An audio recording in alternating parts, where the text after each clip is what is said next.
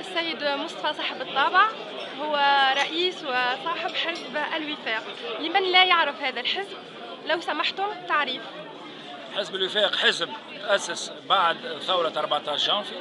حزب الرسالة الأساسية متاعه اللي تأسس عليها هو المواطن التونسي يلزم يشارك في كل القرارات اللي تمه، سواء كان في المستوى المحلي الجهوي أو الوطني. يلزم المواطن التونسي يكون مواطن نشط.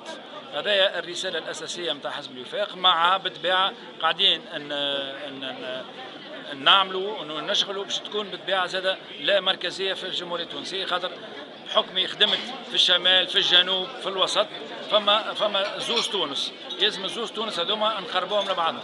ولهذا نعاود نرجع، حزب الوفاق حزب وسطي، حزب يحب تونس، وكما اسمه الوفاق. في المرحله هذه لازم التوانسه الكل تكون مع بعضها باش نعديو في اسرع وقت ممكن المرحله الانتقاليه هذه، ومن بعد ندخلوا في مده نيابيه نتاع 5 سنوات، وقتها تولي فما معارضه وحزب حاكم.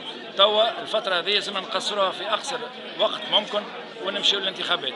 أنتم لستم في صف المعارضة يعني؟ مانيش في صف المعارضه، خاطر المعارضه معناها توا ماناش احنا ضد تضييع الوقت، خاطر اللي قاعد صاير توا هو تضييع الوقت، خاطر المعارضه لازمها تكون ناجعه. احنا اللي قاعدين نشوفوا فيه معارضه كان للنقد، المعارضه ماهيش بالنسبه لنا احنا ماهوش وقت تاع نقد، توا وقت نتاع نقدموا الى الامام. شكرا.